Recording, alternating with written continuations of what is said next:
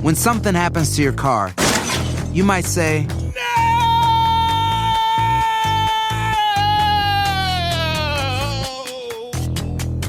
My car! but what you really need to say is something that can actually help. Like a good neighbor, State Farm is there. And just like that, State Farm is there to help you file your claim right on the State Farm mobile app. So just remember, like a good neighbor, State Farm is there. State Farm, Bloomington, Illinois.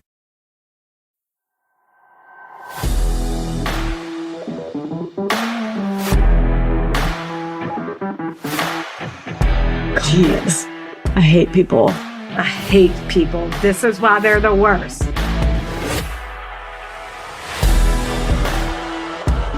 Are you ready for it? Hello, Rebecca. Hello, Rachie B. Bad. Oh, we're still sticking to that? I don't know why. All right. It just came to my head again. I don't know why it comes to my head when we're recording. Hey, you're not recording our meet. Oh, wait. Yeah. Sorry. Hey, fam. Hey, homies. What's up? This is People Are the Worst. I'm Rebecca. I will be listening to Rachel's story today. If you're new here, we love true crime stories with a plot twist or shock factor, and we hate the people responsible for them. Ain't that the truth? Real quick, I'm going to jump in with some Patreon shout outs. We have a Patreon, 3 different tiers. Tier 2, get a shout out. Well, all of them get really a shout out. Yeah. Tier 3 gets a special shout out, which I have one today. But first, I'm going to say, hey, Gray. Hey, Emily. Thank y'all for joining the Patreon. Y'all rock. Y'all rock. Emily, we've known since like day 1 of life. So what up? We appreciate the support. Yeah. And then also Alexis, who we gave a shout out to a couple episodes ago, but now she has her custom shout out. She wants to say happy birthday to her sister, Christina. She said, happy birthday, Christina. You're the most hilarious, selfless, and sweet sister ever. You're my best friend. I couldn't imagine having to go through this crazy life without you. Love, Lexi. My God. Y'all are so nice to each other. That's great. So happy birthday, Christina, Happy who's also birthday. a patron. Such a wholesome shout out, especially which everyone needs right now because the world is burning. The world is in hell. Right. First, we had the UVA murders, then the Idaho murders, and now Club Q murders. All awful. This is why the title of our podcast is factually accurate. It's terrible. So sad. I mean, yeah. And they've all happened, within days of each other. I want to get into the Idaho murders. It's baffling. It's baffling. And we talked about it a little bit last episode, but it was the day that the news broke. So I hope that we're recording this on November 22nd. Hopefully by the time it airs, we know more information. But for what we know now, I am so stressed. Here's what we know as of right this minute. Okay, 4 students were horribly murdered, stabbed to death while sleeping. We know that. The 2 surviving roommates woke up the next day, called 911 close to noon. There's been a lot of question about, they called 911 because someone was unconscious, is the report. There's been a lot of question about that, given the amount of blood that even the coroner said was in the house. Here's my theory on that. This is Rachel. So I sort of think the killer locked the door from the inside when he left the room. And so maybe the 2 roommates were banging on the door, calling the victim's name, and the victim wasn't responding. So they just knew something was wrong. Right. I don't think they actually walked in the room and saw everything and then just assumed she was merely unconscious. That does not seem likely at all. So that's just kind of my running theory. That's a good one. I actually stole that theory and used it as my own on a separate friend's text this morning. Oh. I took credit for it. Well, what text are you on that I'm not? Don't worry about it. No, I'm just kidding. It's Peyton, Mary, and Olivia, some DC friends. Okay. Add me. No, because I'm going to use your credit. I'm going to take credit for your theory. It's a good one. Whatever. There's a lot of... I'm just kidding. That's fine. a lot of rumors going around. The cops have dispelled some of them. Like a few weeks ago, this is disgusting and also horrible. Right. A dog who lived nearby was found skinned alive. They don't believe it's connected. I kind of don't either. Yeah, I don't. I mean, it seems insane. I don't know. Maybe it's too fresh or too new of a fact that recently came out. I don't know. But it just seems so like the murder seems so targeted and personal. Like, what does this neighbor's dog have anything to do? It was like a month before. I don't know. Yeah. All it says is just that there are two sickos out there, probably. Yeah. No, I could see that. But they've also ruled out the guy in the video at the food truck. There's a guy kind of just lingering behind them while they order. They do talk to him a little bit. They've ruled him out. They've also ruled out Madison and Kaylee made several phone calls to an ex-boyfriend, Jack, Kaylee's ex-boyfriend. He's been ruled out, and the family, Kaylee's family, firmly stands behind him. Right. Like 1,000% he did not do this. Like they're very much behind him. Yeah. So that's what we know right now. I'm just like, there's rumors of one of them having a stalker. Mm-hmm. I'm like, what? So if she had a stalker, the killer comes in, why kill everyone? Right. Like he's headed straight for the second, third floor. This wasn't like I'm just going to kill anyone in my way, anyone who's in the house, because there were two surviving roommates on the first floor. It's just like, this is very strategic, I feel like. And everyone was asleep in their bed. So it's not like maybe he did target one and then all the others woke up and tried to help. And yeah, like you said, I'm going to kill anyone who's in my way. They were all asleep. The only thing about the two surviving roommates, though, the main entrance, I believe, is the second floor. So the killer could have had no idea anyone was downstairs. So they had like the basement floor. Oh, okay. God, it's just so shocking. Like the police have to know more than they're letting on. I mean, I'm sure they do, but I'm like, this can't be another college student. No one could get away with this for this long. Well, no, I think they know more too, because Kaylee's dad came out and said whoever did it was very sloppy, left a mess of evidence. Like there's so much evidence that it's just taking forever to go through it, which actually kind of makes me think it is a college student. I know. I mean, who would? I don't know. It just seems so insane. Yeah, you're right. And I cannot fathom the thought that it's totally random. Obviously, it's very personal, but to play devil's advocate to this, it's very reminiscent of the Gainesville murders in 1990. Oh, right. You're idolizing these murderers. Reddit would get so mad at you. Wait, why? I don't know. There was a post on Reddit that said this. And they're like, let's not do this. Isolated incident. No. We're not idolizing previous murders and serial killers. I'm not I know. idolizing. Look, I'm with you, but take it up with the moderators. Oh, God, I sure effing will. Well, It is, sure. Let me carry on. Okay. Because if y'all don't know, in 1990 at the University of Florida, over a span of 4 days, 5 students were murdered. Scream, the movie, was based off of this. Danny Rolling, again, killed 5 University of Florida students, raping them, stabbing them with a K-bar knife, which is what they think is used in Idaho. And then he would pose them in sexual positions. Ugh. Note, I think the police have said no sexual assault has been seen in Idaho, and they were not posed in any position. They were just in their bed. But still very similar. And the Gainesville one was totally random. I know. But a copycat 100 years later?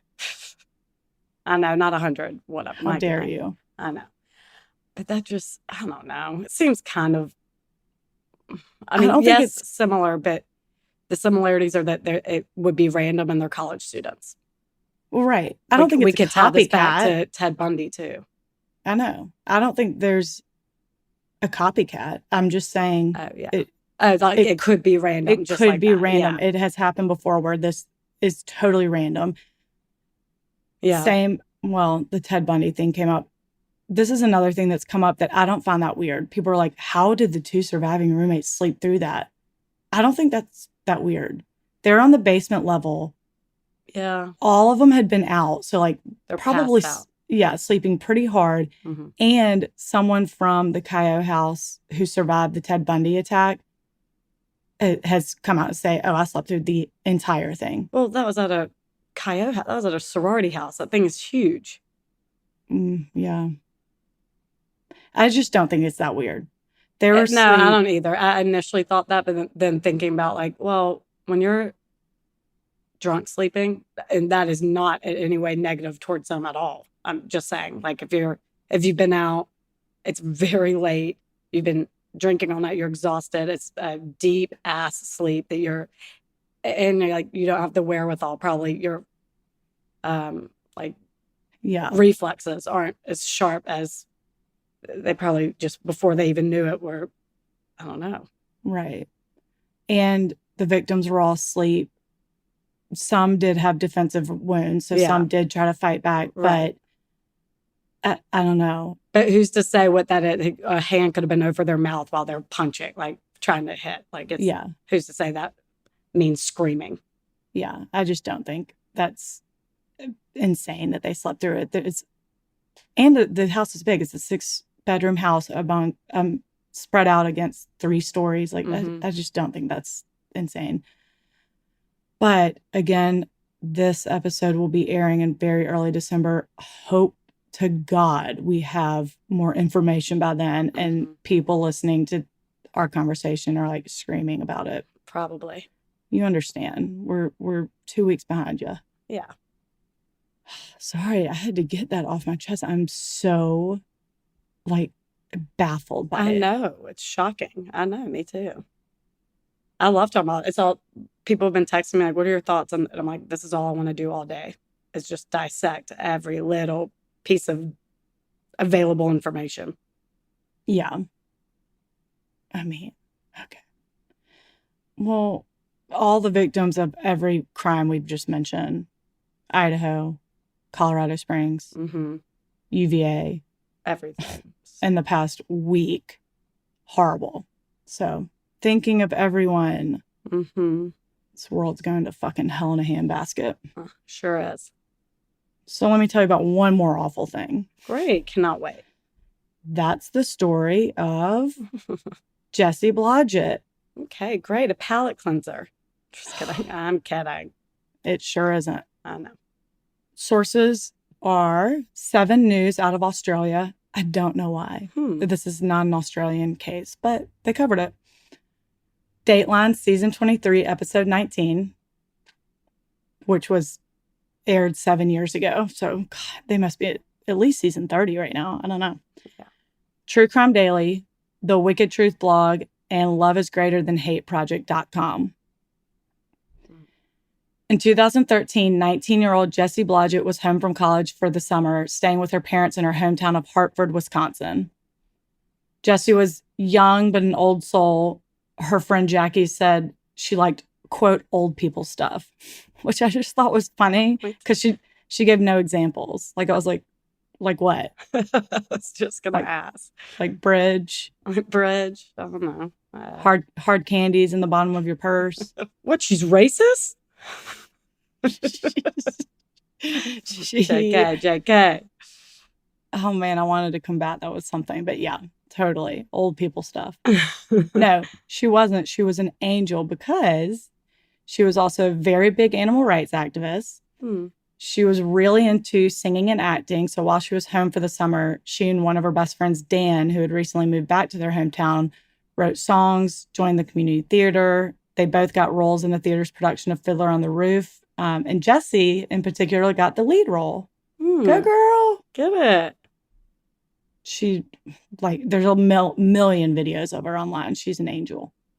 On July 14th, 2013, Jessie, Dan, and their castmates had a cast party to celebrate the final show and its success. Jessie came home around 12:30 a.m., and her mom, Joy, had stayed up to wait on her. So they chatted for a bit, and then both of them went to bed. The next morning, Joy woke up to go to work and went into Jessie's room to check on her, but she was sleeping in, so she left.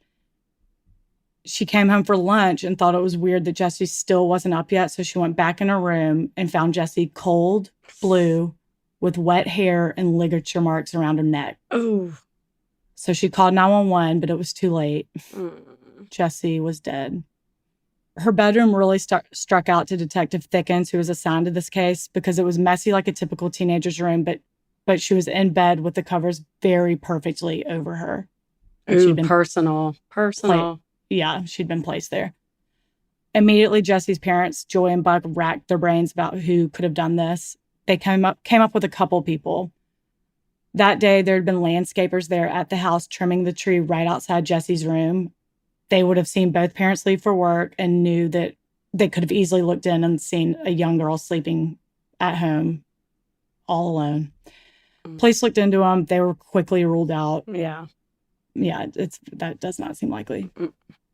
Buck then told them that Jessie worked at a restaurant down the street part-time and had talked to her parents about a creepy coworker who would ask her to do things like rub up against him whenever she passed him. Ew.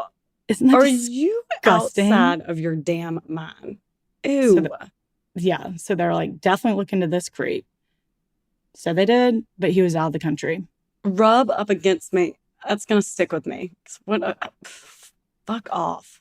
Disgusting. The sexual harassment that goes on to these high school students working a waitress job is like unbelievable. Yeah. Well, she was a college student, but still. Well, yeah. Young girl.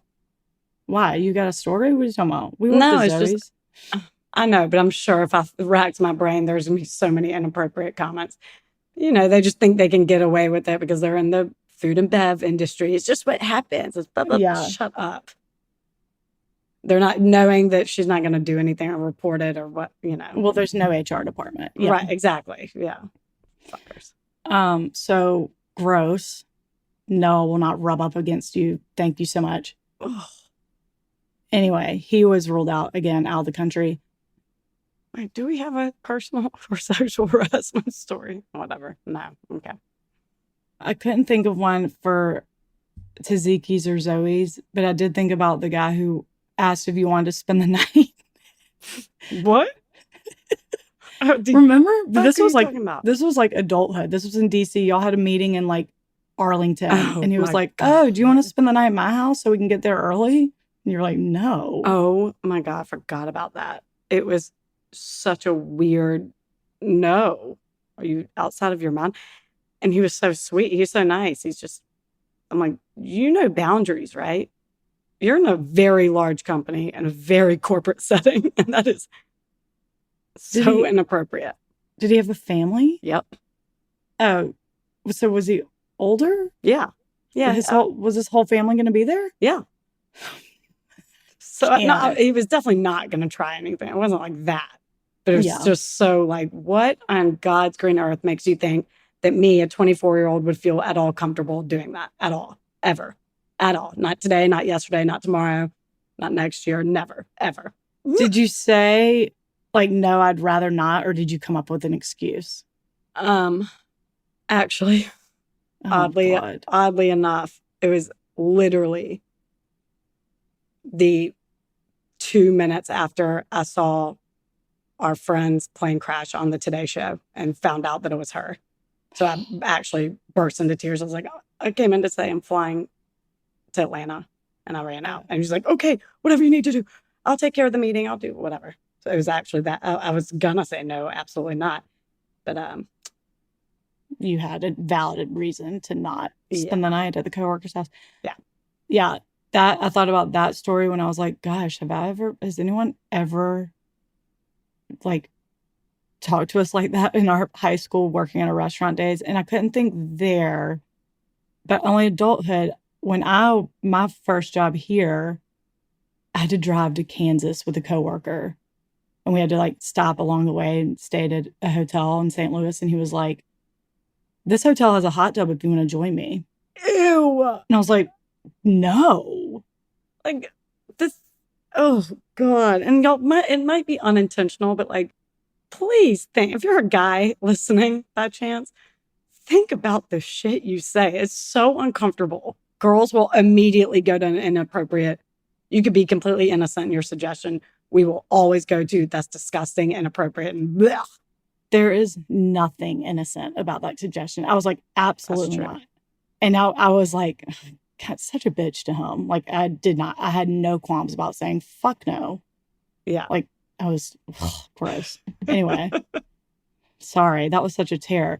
Then her mom, Joy, came through with a very interesting story.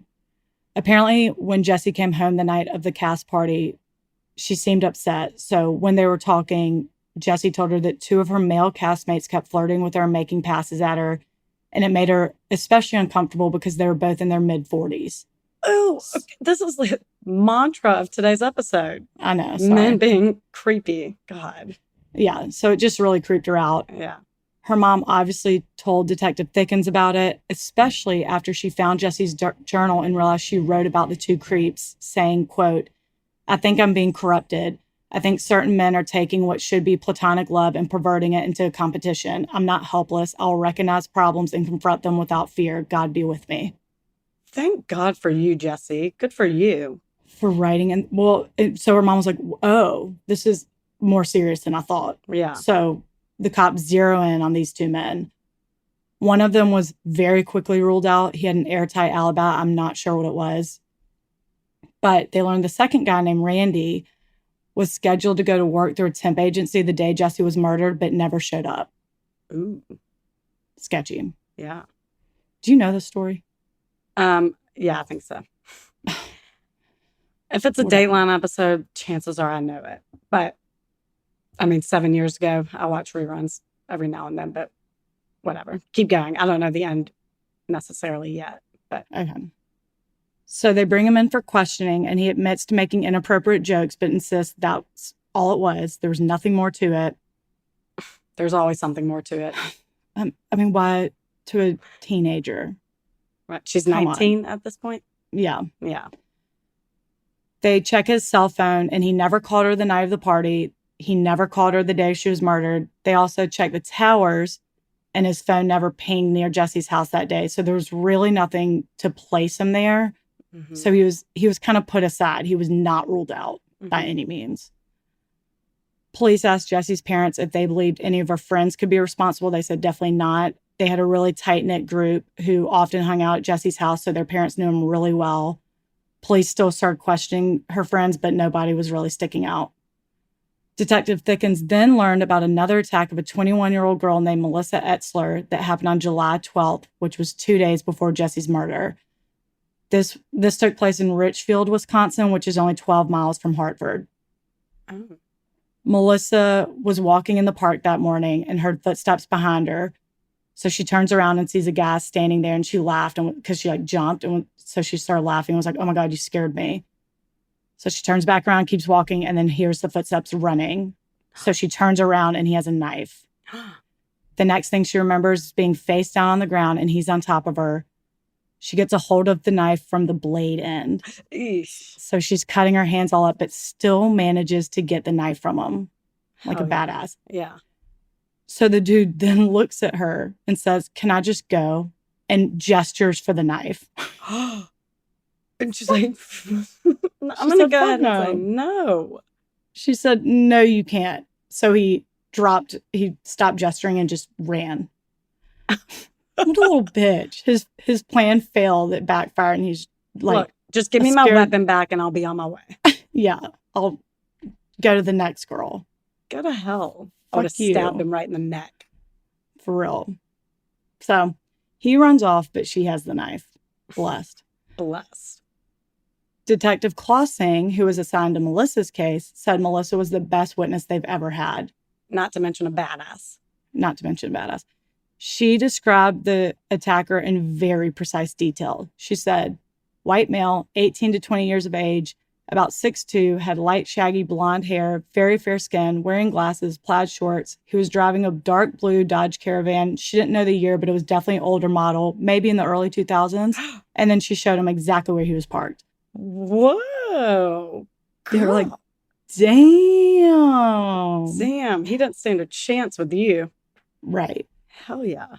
So the description of the Dodge Caravan especially piqued the Richfield deputy's interest because several weeks before this, he noticed an old Dodge Caravan parked in the park, like the same park, while he was patrolling, and he ran the license plate, but nothing suspicious or sus, as the kids say, came up. So he moved on.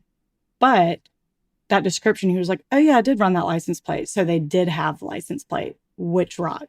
Oh my God, Melissa, what's a social security number? I mean, she had it. Really? A couple of days later, they find the license plate number, but they're confused because it's registered to a middle-aged couple. They go speak to the couple. Obviously, they don't match the description Melissa gave at all, but they have a son who does. Of course they do. Detective Clausen's like, great, give us his number. Even though it was interesting to police in both towns that these two crimes happened within days of each other and each involved like a young woman, etc., they were confident they were unrelated. One was attacked in the park with a knife. The other was murdered by strangulation in her home. Yeah. It's not the same MO, not the same person. Meanwhile, back in Hartford, Jessie's friends and family are gathered at her house after a vigil for her on July 16th.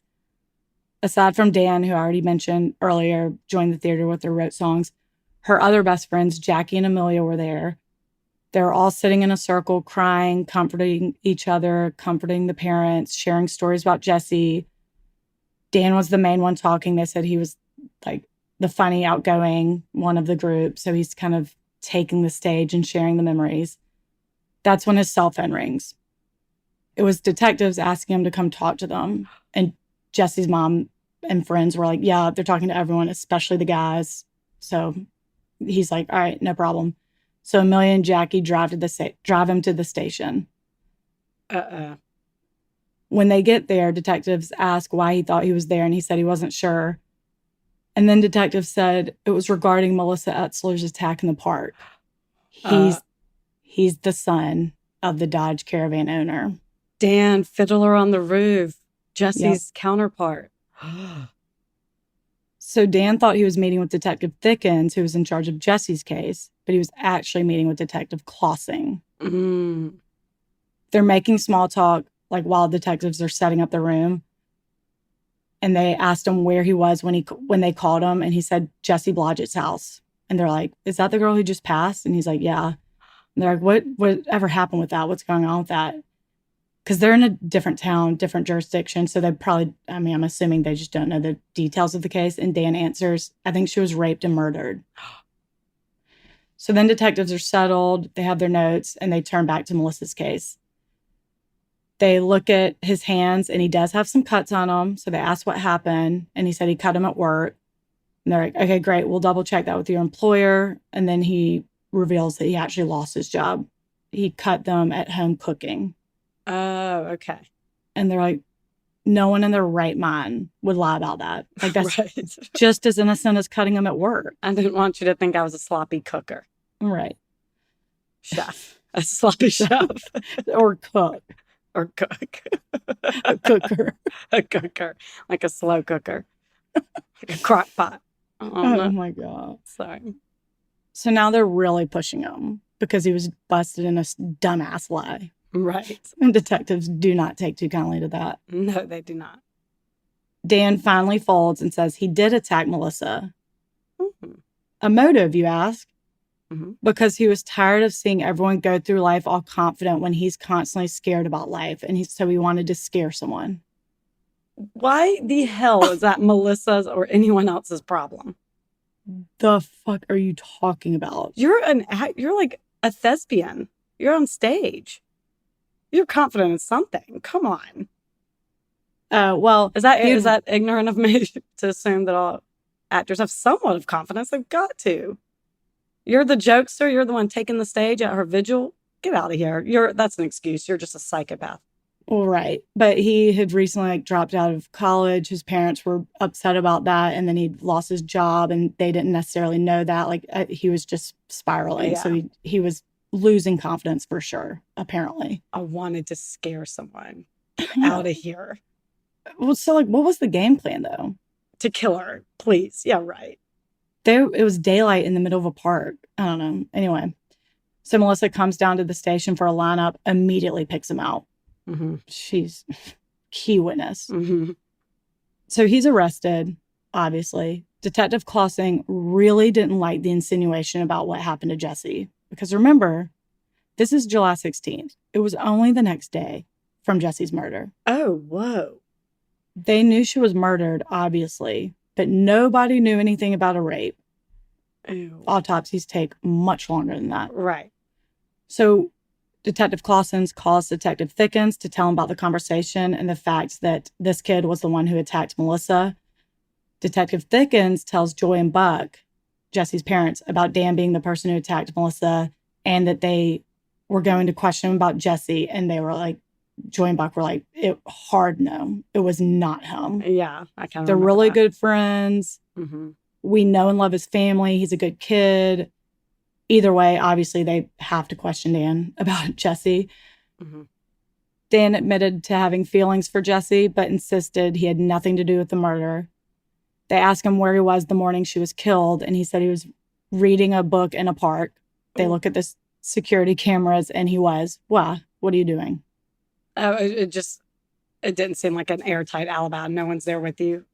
Like I was reading a book alone in a park. Yeah, the park, he said, had security cameras, so. Oh, okay. And sure enough, he was there that morning reading a book, but they weren't convinced that meant he was innocent. Mm-hmm. So they go to the park and dig through all the trash cans, and there they found a cereal box full of ropes that match the ligature marks on Jessie's neck. They take them to the lab, test the DNA, and it's a match for both Jessie and Dan. Oh my God. The detectives are such badasses.